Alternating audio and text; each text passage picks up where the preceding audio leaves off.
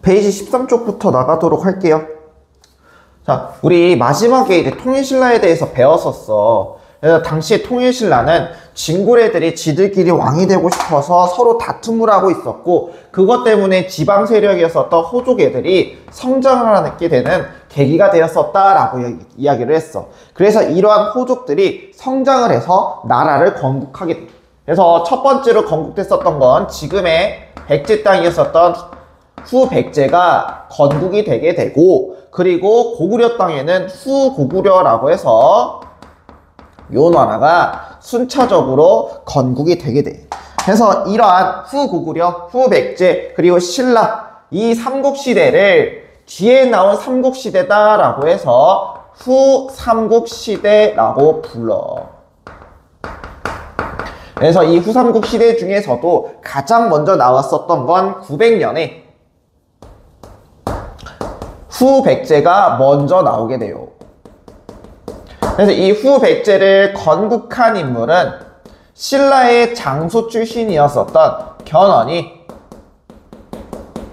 이 후백제를 건국을 하게 되는 거야. 그래서 수도는 지금의 전주 지역이었었던 완산주에다가 도읍을 잡고 이제 이야기를 하는 거지. 여기 백제 땅에는 자신들은 지금 신라에 속해 있지만 결국 뿌리 자체는 백제인이다. 우리는 백제의 옛 영광을 찾겠다라고 생각하는 사람들이 많으니까 그 사람들의 지지를 얻고 싶어서 이제 후백제라는 이름으로 나라를 세웠다라고 이야기를 해. 그래서 지금의 전주 지역인 완산주에다가 도읍을 잡고 나라를 후백제로 건국을 하게 됐었던 거야. 그러면서 이렇게 후백제를 건국했었던 견훤은 중국으로부터 적극적인 외교 정책을 펼쳤었고, 그 중에서도 후당과 그리고 5월이라는 나라가 있었어. 여기 나라에 사신을 파견을 하게 되면서 자신들이 전주 지역에서 설립한 후백제라는 국가를 인정해주세요 라고 하면서 그 인정받기 위해서 사신을 파견을 했었던 거야. 그러면서 후당과 5월로부터 나라를 인정을 받았었던 거지. 그러면서 이제 견훤은 신라에 대해서는 적대적인 관계를 보여주게 되면서 후백제 이 지역에 살고 있었던 사람들한테 지지를 받게 됐었고, 그러면서 신라 내부에 이제 관직 중에서도 가장 신라에 불만이 많았었던 관직 하나가 있었지. 그거 이제 육두품 세력이다라고 했어. 그래서 일부 육두품은 산속으로 갔고 또 일부 육두품은 호족들의 세력 기반이 되어줬었다라고 이야기를 했었지. 그래서 여기 후백제도 마찬가지로 신라의 육두품이 세력 기반 세력이 됐었는데, 그 중에서도 이 육두품 중에서도 사람들한테 가장 인기 많았었던 삼최가 있었어. 뭐 최치원이라든가 요런 삼최가 있었는데, 그 삼최 중에서도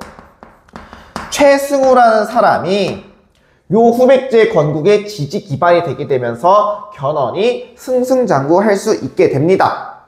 그러다가 이제 927년에 후고구려가 이제 멸망하고 나서, 여기 멸망하고 나서 고려라는 나라가 나왔었거든. 근데 이 고려가 신라랑 연합해서 후백제를 공격하다가 후백제가 자신 포위를 당하게 됐었어. 그 포위를 당하게 됐었는데 신라 애들이 얘네 포위하겠다고 수도 경주에서는 이제 군대를 뺀 거야. 그래서 후백제가 포위망에 빈틈을 뚫고 신라 경주성을 침범을 했었던 거지. 그래서 그렇게 침범하고 나서 당시 신라의 왕이었었던 경혜왕이라고 있어. 이 경혜왕을 사살을 하게 되고 그 옆에 있었던 경순왕을 왕위로 앉히게 됩니다. 그래서 이게 이제 포석정이라고 해서 신라의 이제 그 장소에서 이루어졌게 됐고, 그렇게 앉혀있어 이 경순왕은 이제 후백제에 벌벌 떨면서 즉위를 하게 됐었던 거야. 근데 문제가 이 견훤이 신라를 침범하게 되면서 신라 사람들을 약탈하고 괴롭혔었고, 심지어 이 경혜왕의 아내도 몹쓸 짓을 했었던 거야. 그래서 이것 때문에 오히려 후백제는 이제 신라 사람들한테 미움을 당하게 됐었다라고 보면 돼. 알겠지? 그리고 나서 이제 901년에는 이제 지금의 이제 개성 지역인 송악에서 후고구려라는 나라가 건국이 됐었어. 이걸 건국한 사람은 신라의 귀족 출신이었었던 궁예가 건국을 하게 돼요. 근데 이 궁예가 초기에 건국했을 당시에는 여기 양길이라는 사람이 있었어. 양길이라고 해서 양길의 수하였었거든. 근데 이 양길을 죽이고 궁예가 당시에 경기도와 그리고 강원도 지방에 이 호족 세력들의 지지 기반을 통해서 후고구려라는 나라를 세워. 그러면서 이렇게 자기가 후고구려라는 나라를 세우는데 이 궁예가 신라의 귀족 출신이다라고 했었잖아. 얘네 어머니 아버지도 진골과의 왕위 다툼에서 밀려나가게 되고 살해를 당하게 됐어. 근데 이 궁예가 어머니 아버지가 살해당하기 전 어머니가 내 자식 궁예만은 살려야겠다고 궁예를 밖으로 던져. 그리고 그 던지던 걸 유모가 받았는데 문제가 이 받는 과정에서 궁예가 한쪽 눈이 찔리게 되면서 애꾸눈이 됐었던 거야. 그래서 한쪽 눈이 없어. 그래서 여기를 안대를 끼고 있었는데 이 궁예가 그 소식을 듣고 자기는 신라가 싫어라고 하면서 이게 후고구려를 세우면서 이런 얘기를 했어. 지금 자기는 신라랑 적대적인 관계를 펼칠 거다. 왜냐하면 이 고구려를 멸망시킨 신라가 당나라 연합해서 자신들이 원했었던, 여기 살고 있었던 고구려를 멸망시키지 않았냐. 그거에서 자기가 엄벌을 처할 것이다 라는 명목하에 후고구려라는 이름으로 나라를 세웠었던 거야. 근데 문제가 이 궁예 얘는 호족 애들이 아니었어. 호족 기반 세력이 없어. 견훤은 애초에 이 전주 지역에 호족 세력의 지방가의 자식일 거다라고 하는 사람들이 많아. 즉, 이 견훤 자체가 호족 출신인데 궁예는 애초에 호족 출신이 없어. 그러다 보니까 자기의 지지 기반이 없었던 거야. 그래서 자신의 지지 기반이 원했었는데 그 지지 기반을 하겠다고 나타났었던 호족 가문이 있었어. 그게 이제 왕씨 가문이었었고 그 왕씨 가문이 자리를 잡고 있었던 게 송악 지역이었었단 말이야. 그래서 그 지지 기반을 이용하고자 궁예가 당시 후고구려의 수도를 지금의 개성 지역이었었던 이제 송악에 자리를 잡게 됐었던 거야. 이걸 지금의 개성 혹은 개경이라고도 불러요. 그래서 901년에 후고구려라는 나라를 세우면서 이제 후삼국 시대가 완성이 되게 됩니다. 그래서 이제 궁예는 이 후고구를 만들게 되면서 이제 최고 중앙 관제 기구를 만들어요. 왕 휘하에 있었던 기구였었고 이게 최고 중앙 기구였었는데 그게 바로 광평성이라고 부릅니다. 그래서 광평성을 조직해서 나라의 기틀을 만들게 되는데 문제가 이제 궁예가 여기 수도 송악 지역에서 왕평이라는 사람이 이걸 도와줬었다라고 했잖아. 근데 왕평이 이야기하기를 자기 밑에는 아들 한 명이 있대. 그 아들이 좀 클 수 있게 도와주세요 라고 했었던 거야. 그래서 이 왕평의 아들이 누구였었냐면 왕건이었었어. 그래서 왕건이 궁예에 충직한 수하로서 임무를 수행을 하고 있었어. 그리고 최고의 임무 수행을 완성을 하게 되는데 여기 후백제 지역에 나주 지역 있지. 나주 지역을 왕건이 공격해서 함락을 해버리게 됐었던 거야. 그러면서 이제 후고구려가 후백제에 대한 견제가 쉽게 되었었던 거지. 그리고 왕건은 평소에 인망이 높아서 이제 백성들의 인기가 많았어. 그러니까 궁예가 여기서 불안했었던 거야. 안 그래도 자신은 지지 기반 세력도 없어서 이 송악 개경에 있는 호족들이 이용하였는데 얘네가 자기 땅만 먹고 공격하면 어떡하지? 그러한 생각을 갖게 되니까 904년에 수도를 옮기게 돼. 근데 수도를 옮기게 되면서 나라 이름도 마진이라는 이름을 바꿔. 그리고 마진이라는 이름을 바꾸고 수도를 철원으로 천도를 하게 됐었던 거야. 그래서 수도를 철원이라고 해서 천도하고 연호 또한 성책이라는 이름으로 바꾸게 됩니다. 이 마진이라는 이름 어원 체계 자체가 조금 갈려져. 근데 어떤 이는 이 마진이라는 글자가 이제 산스크리트어로 동방의 중국이라는 이름을 따서 자기는 동방의 중국처럼 크게 될 거야 라고 이야기하는 사람도 있고 어떤 사람은 요 마한과 진안을 합쳐서 마진이라고 부르는 사람도 있다라고 해. 마한 지역이 옛 백제 땅이었었고 진안 지역이 옛 신라 땅이었었잖아. 그래서 요거를 하나로 백제와 신라를 하나로 통합하겠다라는 뜻에서 마진으로 만들었다라고 이야기하는 사람도 있지만 어쨌든 이렇게 마진으로 국호를 바꿔. 그리고 국호를 바꾸고 나서 철원지역, 즉 자신의 세력이 기반해줄 곳이 어디일까 찾아보다가 이제 아무것도 없었다, 아무 세력도 거의 없었던 철원지역이 있지. 그래서 이 철원지역으로 천도를 하면서 연호를 성책으로 바꿨어. 그러면서 이제 자신이 왕건파와 그리고 밑에 있었던 호족 세력들을 견제를 했었거든. 근데 애초에 궁예 자체가 자신이 후국을 건국하면서 자신은 미륵불이라고 칭했었어. 미륵불로 칭하면서 후국을 자기는 건국해야겠다, 자기는 하늘의 선택을 받았다 라면서 이제 후국을 건국하기도 했었거든. 그래서 그걸 이용해서 자신의 반대파를 제거하고 싶었었던 거야. 그러면 어떻게 제거했었냐? 자기가 미륵불이기 때문에 관심법을 볼 수가 있대. 그러니까 관심법이 뭐냐면 너희들의 속마음을 볼 수 있다.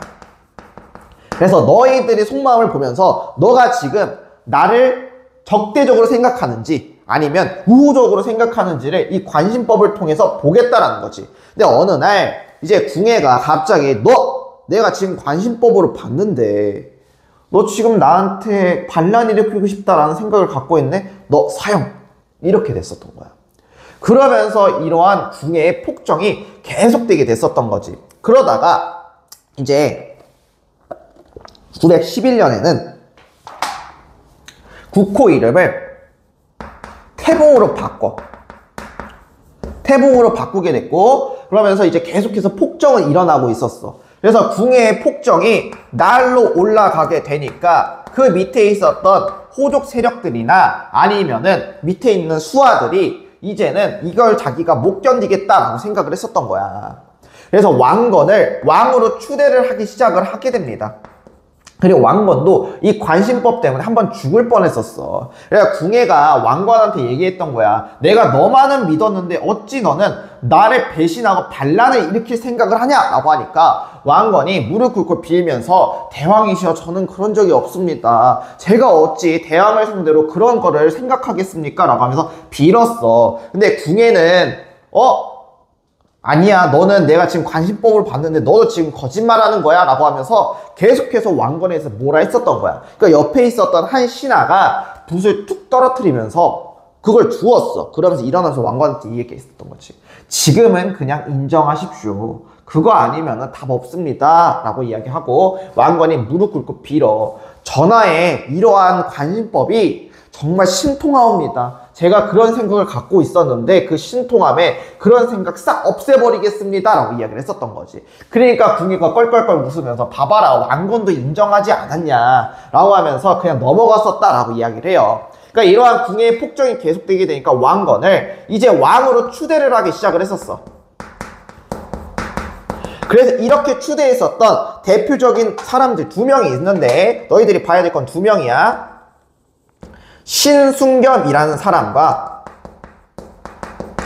그리고 복지겸이라는 사람이야. 요 2명이 왕건을 왕으로 추대를 했었던 거야. 왕건이 어느 날 밤에 자신의 첫째 부인과 이야기를 나누고 있다가 신순겸과 복지겸이 이제 왕건을 찾아왔었어. 그래서 왕건이 자기 부인 보고 잠깐 자리를 벗어나 줄 수 있겠냐라고 이야기를 해. 그래서 왕건의 부인이 벗어나는 척하면서 왕건의 방 뒤쪽에서 숨어서 몰래 엿듣고 있었어. 그러니까 신순겸과 복지겸이 왕건한테 이야기를 했었던 거지. 지금 왕의 폭정이 날로 심해지고 있습니다. 그래서 그것 때문에 신하들도 힘들고 백성들도 힘들어질 것입니다. 그러니 왕건 이 왕으로 올라와 주면 안 되겠습니까? 라고 이야기를 했었던 거야. 그러니까 왕건이 이를 거절하면서 나 안 할 거야. 어찌 지금 반력을 지금 일으키라는 말이냐? 라고 하면서 계속 거부하니까 왕건의 부인이 듣다가 답답해가지고 어우 답답하면서 왕건한테 갑옷을 입혀.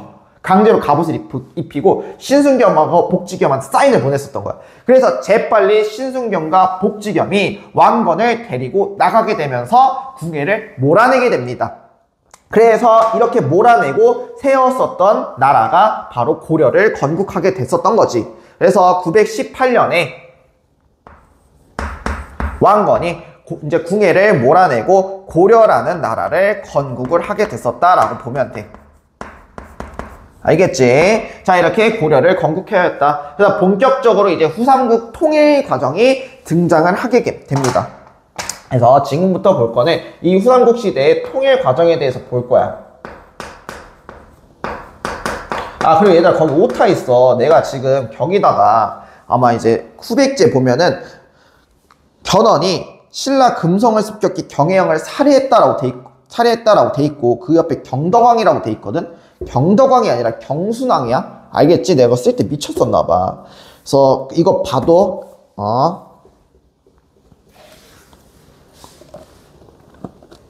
그래서 이렇게 918년에 왕건이 고려를 건국했잖아. 그래서 넘어가서 보면은 이제 고구려를 계승했다라고 해서 고려라는 이름을 하게 되고 연호를 천수라고 지어. 그래서 연호는 천수라고 이야기를 하고, 그리고 수도는 이제 철원으로 옮겨졌었던 걸 자신의 원래 세력 기반이었던 송악으로 돌아오게 됩니다. 지금의 이걸 개경이라고 불러. 개경. 그래서 이런 식으로 나오게 됐었다.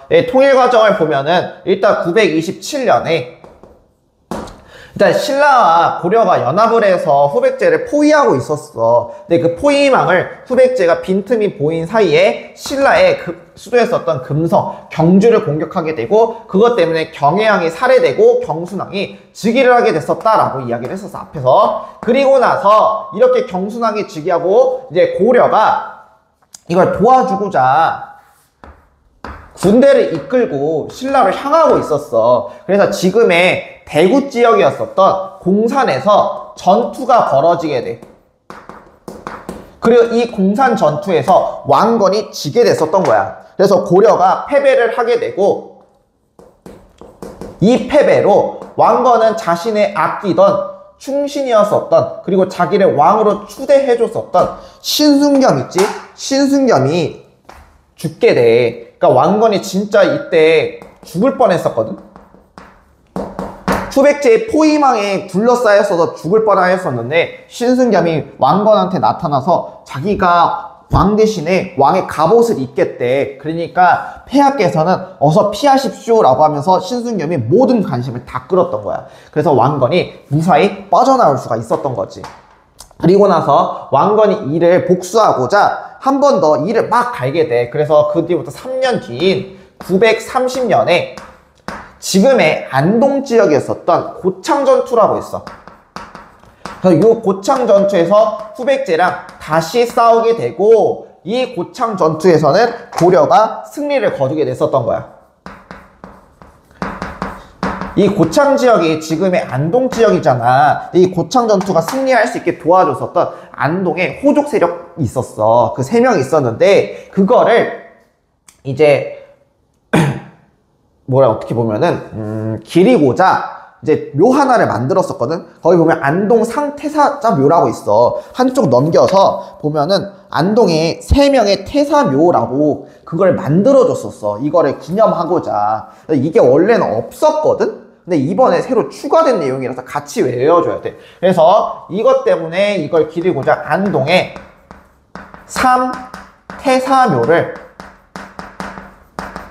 이제 건립을 하게 됐었어. 요거 이제 없었던 내용인데 이번에 새로 추가된 내용이야. 그래서 이 안동 3태사묘가 나오게 되면은 고창전투 후백 고려가 후삼국 시기를 통일하던 과정이었구나를 생각하고 이제 문제 풀면 돼. 알겠지? 자, 그러면서 이것 때문에 이 고창전투 이후에 후백제가 쇠퇴를 하고 있었는데 후백제 내부에서 반란이 일어나게 됐었던 거야. 이제 견훤이 생각하기에는 첫째 아들이었었던 신검이 있었거든. 그 신검이 자신의 뒤를 잇기에는 별로인 것 같아서 넷째 아들한테 자신이 죽고 왕이 될 수 있는 권한이 태자의 권한을 줬었던 거지. 그래서 이에 화가 났었던 신검이 견훤을 가둬버리게 됐었던 거야. 그래서 견훤이 일성사라는 곳에서 1년 동안 갇혀 있다가 탈출을 하게 됐었던 거지. 그래서 견훤이 그 탈출하고 나서 옛 고려 땅이었었던, 옛 빼고 고려 땅에서 나주의 지역에서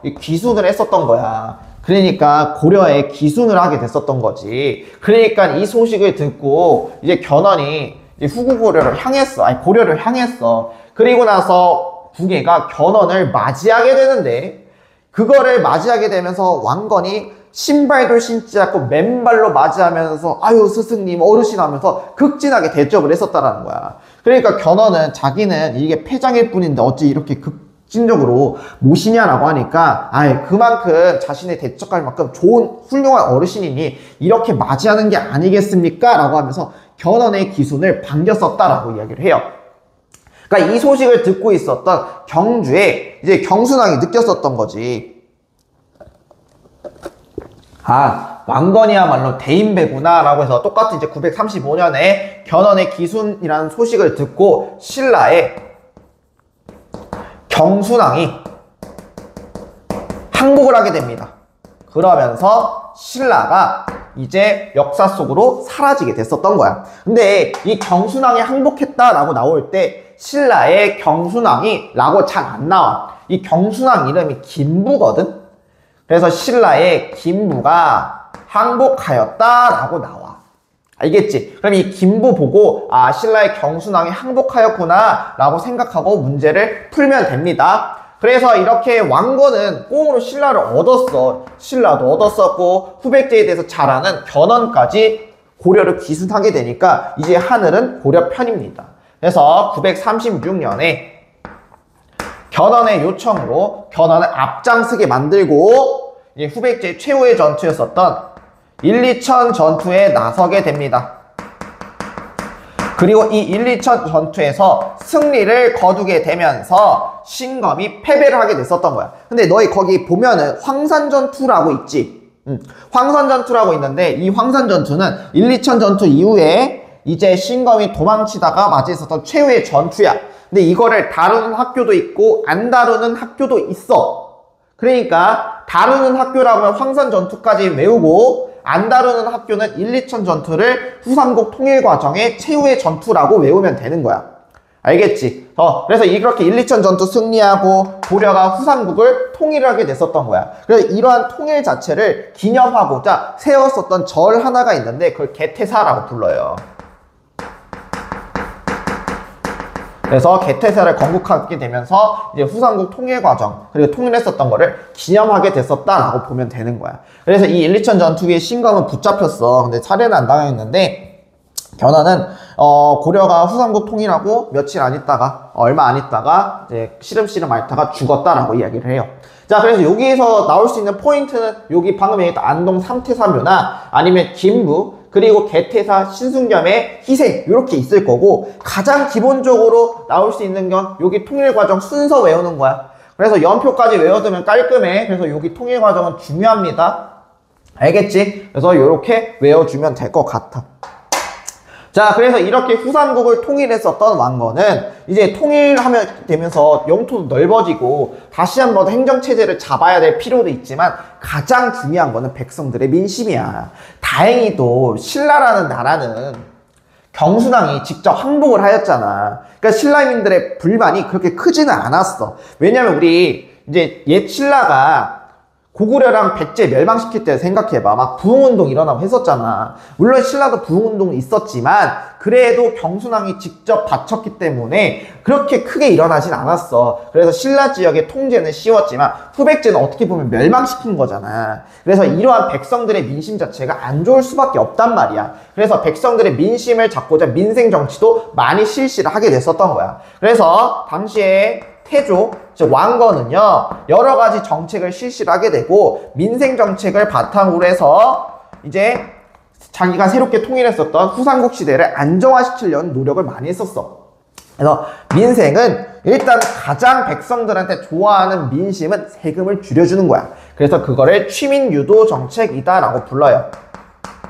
취민유도 정책. 그래서 요거를 기존의 세금을 10분의 1로 감면을 해줬었던 거야. 어마어마하게 파격적이었었던 거지. 그리고 백성들이 굶어 죽지 않게 나라에서 백성들이 많이 굶어 죽는 봄, 여름철에 쌀을 빌려주자라고 했었던 거야. 그래서 빈민을 구제하는 정책으로 흑창을 실시를 하게 돼요. 이거 뭐랑 같냐면 우리 고구려 시대 때 고국천황 실시했었던 진대법 있지? 진대법이랑 같아. 그래서 추인데 추나 원칙으로 해서 요 진대법이랑 같은 거야. 이거 진대법 이야기했을 때 이 진대법이랑 같은 게 고려에는 두 가지 나온다 라고 이야기를 했어. 하나가 흑창이고, 그리고 성종 때 이름만 바뀌었었던 뭐였었다? 의창이었었다 라고 이야기를 했어. 조선시대로 넘어가면서 이 진대법, 춘대추납의 원칙으로 쌀을 빌려줬었던 게 이제 환국이라는 이름으로 바뀌었다 라고 이야기를 했었어. 그래서 이런 식으로 민생 정치를 실시하였었고, 그리고 호족 관련된 정책들도 실시를 하게 됐었던 거야. 어떻게 보면 왕건이 이렇게 후삼국을 통일할 수 있게 도와줬었던 건 호족의 절대적인 역할도 있었지. 그러니까 이 호족들한테 보상책도 줘야 돼. 보상책도 줘야 되고 지방 세력을 견제할 필요도 있었어.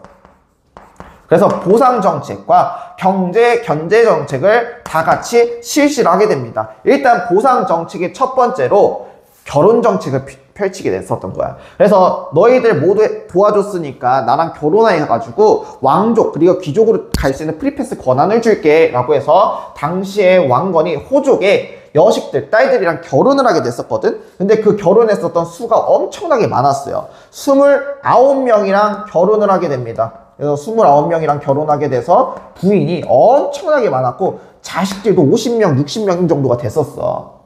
그래서 어마어마한 자식들과 함께 어마어마한 부인들이 있었다라고 이야기를 해요. 그러면은 여기서 이제 걱정할 거야.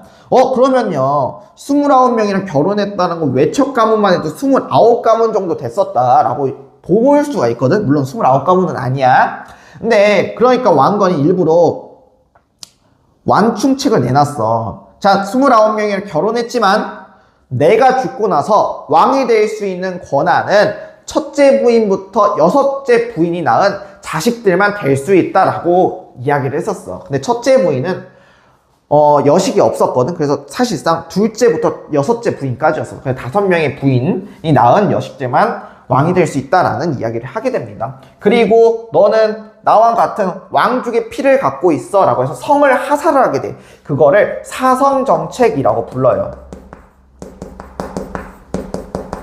그리고 호족들한테 너희들 역할에 따라서 그거에 맞는 토지를 지급해줄게 라고 해서 역분전을 실시를 하게 됩니다. 역분전. 그래서 이런 식으로 보상도 주고 그리고 성장했었던 호족들을 견제를 하고 싶었어. 그래서 이 호족들을 견제하게 되는데 그러면서도 지방 세력을 견제하기 위해서 지방에서 가장 유력하고 오랫동안 살았던 호족 애들 보고 너희들이 어느 정도 통치하면서 견제 좀 해줘 실시했었던 정책 하나가 있어요. 그걸 이제 사심관 정책이라고 부릅니다. 그래서 이 사심관 정책은 이제 당시에 지방에서 살았었던 이 귀족 애들 아니면 호족 애들 보고 여기를 통치할 수 있도록 권한을 줬었던 게 이게 이제 사심관 제도야. 그럼 이 사심관 제도를 설명할 때 가장 많이 나오는 인물이 요 경순왕 김부예요. 그래서 김부 보고 김부가 항복하니까 여기 신라 사람들 민심 잡고자 너가 여기를 간접적으로 통치를 해줬으면 좋겠어. 그러면 신라 사람들의 민심이 그렇게 엇나가진 않을 것 같아 라고 하니까 경순왕이 또 여기서도 감동을 했었던 거야. 그래서 사심관 제도 나올 때 많이 나오는 인물 중 하나가 요 경순왕 김부를 사심관으로 임명하였다 라고도 많이 나와. 알겠지? 자, 그리고 나서 이 지방 호족들이 여기서 성장을 해서 중앙을 공격하면 안 되잖아. 그래서 중앙 공격하였을 때 인지를 잡을 필요가 있어서 실시했었던 게 기인제도입니다. 그래서 이 기인제도를 통해서 지방의 유력 자제들을 이제 수도에 있었던 송악에서 공부시키도록 만들었었던 게 기인제도다라고 보면 돼. 이거 신라의 무슨 제도랑 같아? 거의 비슷해. 문무왕 시기 때 실시하였었던 상수리 제도랑 비슷합니다. 거의. 알겠죠? 상수리 제도랑 비슷하다. 그 뜻은 뭐야? 이거 볼 때 통일신라인지 고려인지 구분은 해줘야 돼요. 알겠지? 분명히 너희 선생님들 시험 범위가 최소 조선이야. 조선 흥선대원군까지일 거야. 그냥 1단원은 거의 다 들어간다 보면 돼. 그러면은 분명히 통일신라랑 고려는 같이 엮여서 나올 거란 말이지. 그래서 요것들 구별할 수는 있어야 돼. 아침이라 그런가 말이 꼬여. 어제 저녁 때 촬영하다가 너무 무서운 거야. 왜냐면은 갑자기 막 문 쪽에서 쾅 소리가 들리질 않나. 아니면은 갑자기 그 프린트가 지가 혼자서 막 움직이는 거야. 근데 복사는 안 됐거든. 복사까지 했으면 나 진짜 무서워 도망갔어. 그래서 무서워가지고 안 되겠다. 나 도저히 무서워서 안 되겠다. 그때 한 9시 정도 됐었거든. 저녁 9시? 너무 무서운 거야. 내가 원래 10시 반까지도 막 수업하고 그랬었잖아, 작년에. 근데 9시인가 9시 반인가 그랬어가지고 너무 무서워서 도망갔어. 막 수업하고 있는데 갑자기 막 프린트 켜지고 그러니까 나 그래서 여기 영어선생님 계신 줄 알고 몇 번이고 두들겨 봤다니까. 똑똑똑 하면서 계세요라고 하면서 되게 무서웠어. 뭔 얘기하다 이렇게 됐지? 아무튼 그랬었어.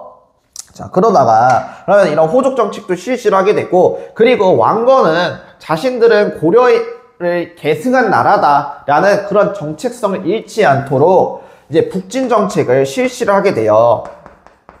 그러니까 북진 정책을 실시하게 되고, 그러면서 자신의 형제 나라였었던 발해 유민들이 고려로 기순하는 거를 막지 않았어. 즉 발해 유민들을 수용해주고 포용해줬었어. 그래서 당시에 발해의 왕족이었었던 대광현이라는 사람이 있었거든.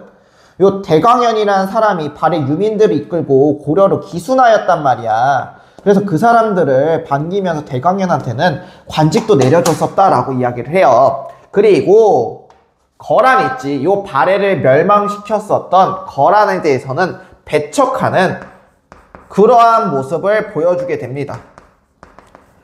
그래서 왕건이 죽기 전에 후대인들한테 남기는 10가지의 말이다 라고 해서 훈요 10조라고 있었거든. 그 훈요 10조에서도 너무 중국 것들을 따르려고 하지 말고 특히 거란은 배척하라 라고 이야기를 했었어. 그래서 훈요 10조에서 살펴볼 수 있듯이 요 거란을 배척했었고, 거란이 당시에 고려가 이 후삼국을 통일하게 되니까 축하한다고 사절단을 보냈었어. 그러면서 선물로는 낙타를 보냈었는데 그 낙타는 만부교라는 곳에 묶어버려요. 그리고 굶어 죽게 만들고, 그리고 거란의 사신들은 섬으로 유배를 보내버려. 그러면서 극대노했었던 거지. 거란 이 새끼들이 말이야, 우리 형제 나라에 있었던 발해를 멸망시켰는데 얘네들은 염치도 없지, 감히 우리한테 이런 사절단을 보내? 라고 하면서 거란 배척에 대해서 되게 역성을 냈었다라고 이야기를 합니다. 그러면서 이 북진 정책의 일환으로서, 그리고 이 북진 정책은 우리는 고려를 계승한 나라다 라며 표방하기 위해서 이걸 실시했었던 이유도 있었다고 했지. 그래서 당시에 고구려의 옛 수도를 평양이었었단 말이지. 그 평양을 서경이라고 했었어. 서경. 그래서 서경을 중시하게 되고, 북진 정책으로 인해서 이제 영흥만 지역과 청천강 지역까지, 영흥만부터 그리고 청천강 지역까지 영토를 확장하게 됐었습니다.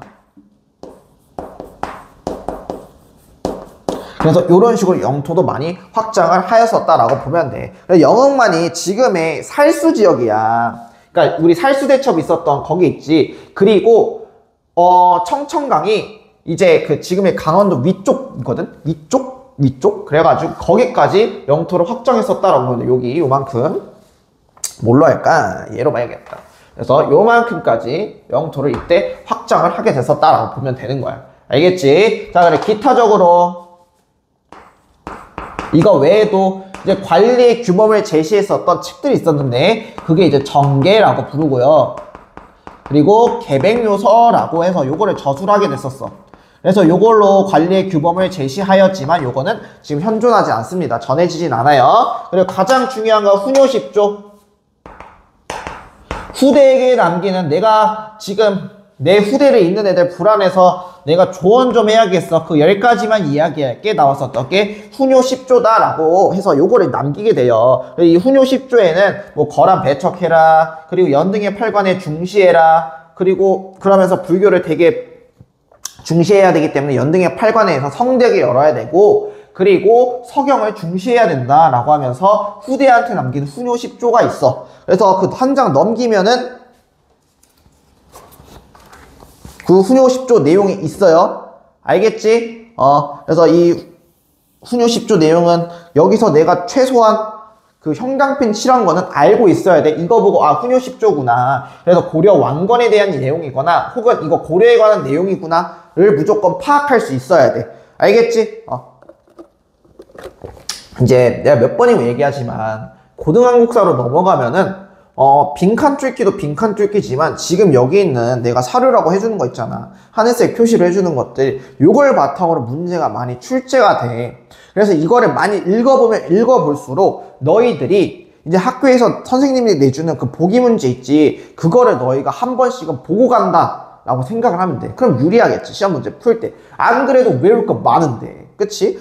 내 설명 체제 자체도 여기에 있는 사료 기반이야. 물론 시무 28조나 훈요 10조나 이런 것들은 이제 뭐 같이 설명을 하긴 하지만, 여기 사신관 제도도 그렇고 기인 제도도 그렇고 발행민 포용도 그렇고 이거를 이제 같이 하는 거기 때문에 봐줘야 돼요. 알겠지? 제발 봐. 부탁이야. 그래서 이제 이렇게 이제 태주의 정책을 봤어. 이제 태주가 죽고 나서 많은 일들이 있어요.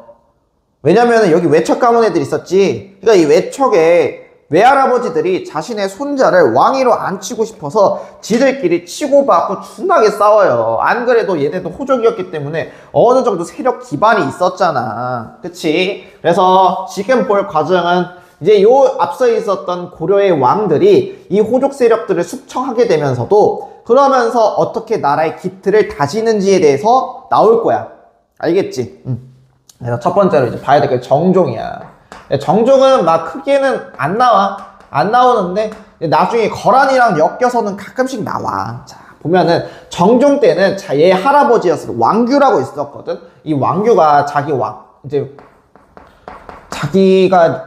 되고 싶어서 난을 일으켜요. 그래서 이 왕규의 난이 진압되게 되고요. 그리고 거란의 침략에 대비해서 광군 수도에다가 광군을 창설하게 됩니다. 딱 여기까지 나올 거야. 자, 그리고 나서 이제 우리가 가장 중요하게 봐야 될 두 명의 왕이 있어. 첫 번째가 광종이야.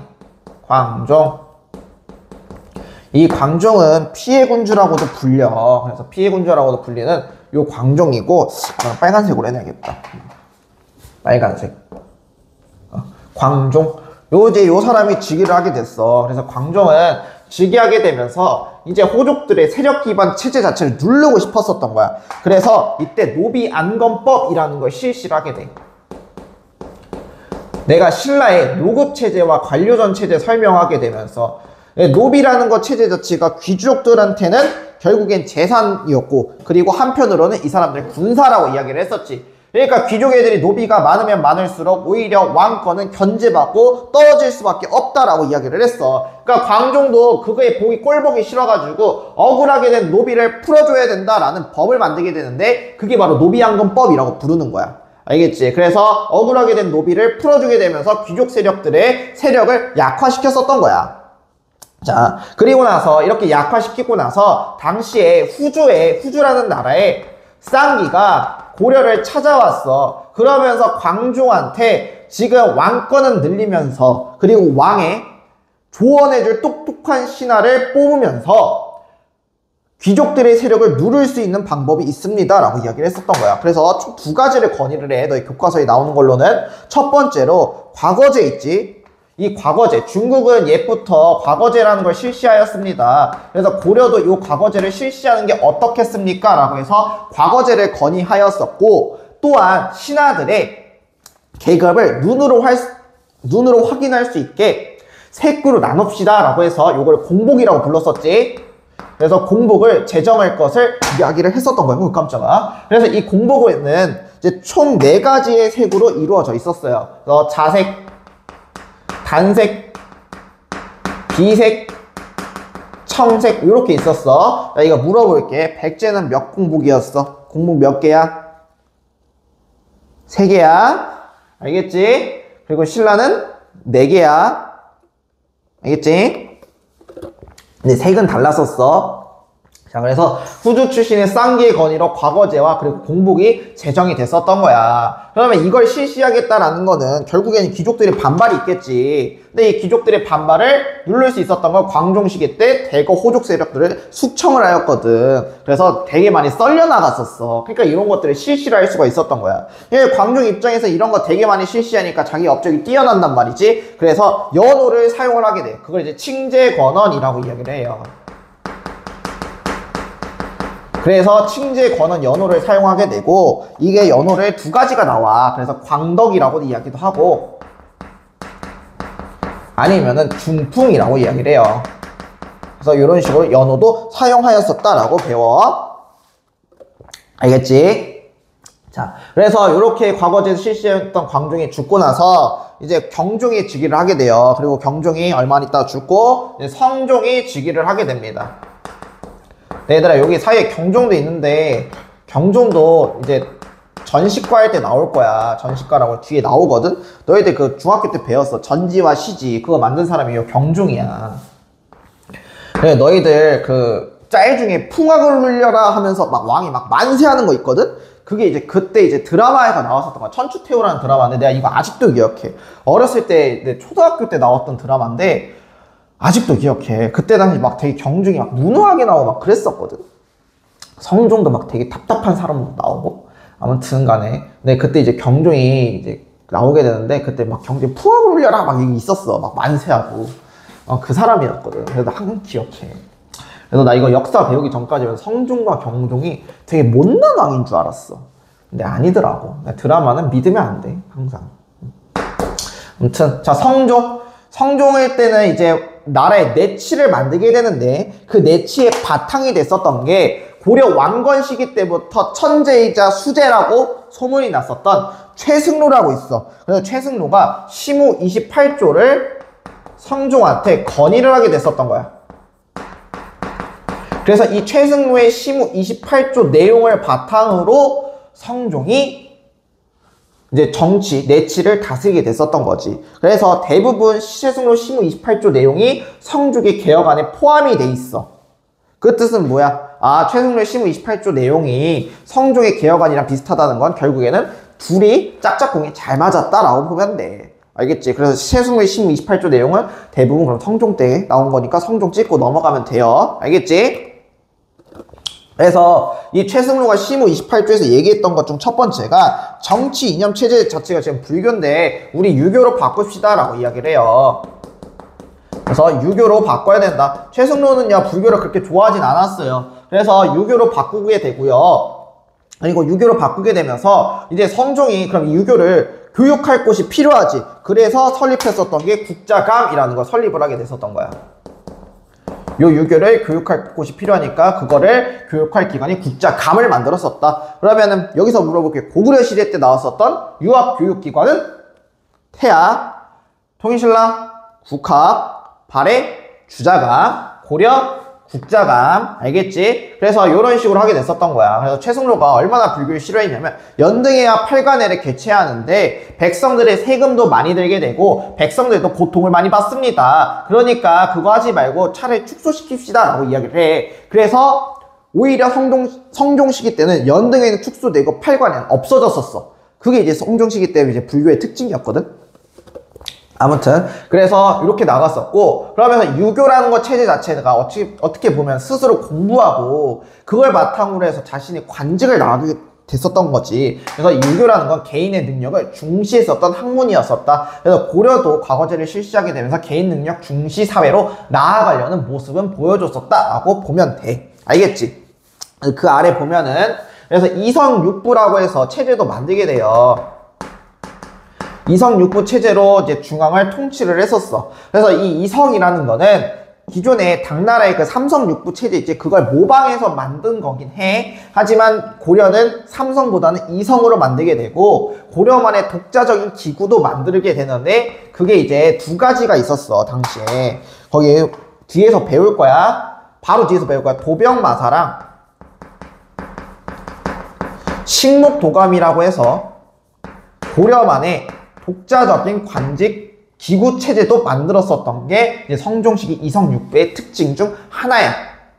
자, 그리고 나서 지방에는 12목을 설치를 하고 지방관을 파견을 했었어요. 그게 이제 성종시기 때 업적 중 하나입니다. 그래서 거기 밑줄 그어 거기 지방 12목 설치하고 지방관 파견했었다. 그래서 요걸 바탕으로 중앙집권 체제 기틀을 마련했었던 거야. 그럼 지방에 12목을 설치했던 건 결국에 왕의 통치가 편하도록 설치를 했었던 거겠지. 그리고 지방관이라는 건 결국에 누가 파견을 시킨 거야. 왕이 파견을 시킨 거기 때문에 왕의 힘이 이제는 중앙까지도 끼쳤었던 게 요 성종시기의 특징 중 하나입니다. 그래서 지방 호족들은 이제 향리라는 직업으로 편지가 됐었어요. 그래서 향리 제도가 정비가 됐었고, 그리고 이제 요 유교 교육하겠다고 향리라는 제도가 편제가 되고 지방간이 어느 정도 안정이 되게 되니까 이 유교를 가르칠 것이 중앙뿐만 아니라 지방에도 가르쳐야 될 거란 말이야. 그래서 지방에 학교에 썼던 향교도 요때 설치가 되게 돼요. 그래서 향교도 요때 설치되었었다라고 보면 돼. 그리고 지방에는 경학 박사와 그리고 의학 박사를 파견해서 지방과 중앙에 어느 정도의 그 지식 차이가 벌어지지 않도록 노력했었던 게 성종시기의 업적 중 하나입니다. 알겠지? 자, 그 다음에 이제 현종, 마지막으로 현종으로 넘어갈게요.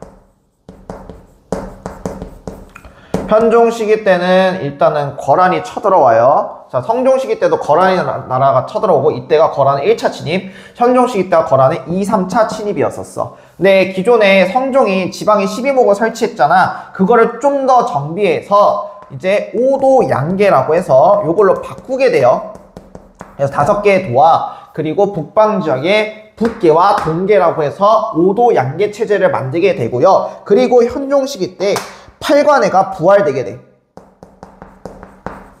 요거는 팔관의 부활은 알려주는 학교도 있고 안 알려주는 학교도 있는데 알아두면 편해. 근데 이 전라고 같은 경우는 나올 수 있는 거야. 알겠지? 그래서 요 팔관회가 부활되게 되는데 부활한 이유는 봐봐. 성종시기 때 거란 침입했다 했지. 아, 우리가 부처님의 은덕을 배반해서 팔관회 없앴더라니만 지금 거란이 쳐들어와서 우리가 지금 이런 위기를 맞게 되는구나. 아, 부처님 잘못했어요. 저희가 다시 부활시킬게요. 라는 의미에서 이 팔관회를 부활시켰었다라고 보면 되는 거야. 알겠지?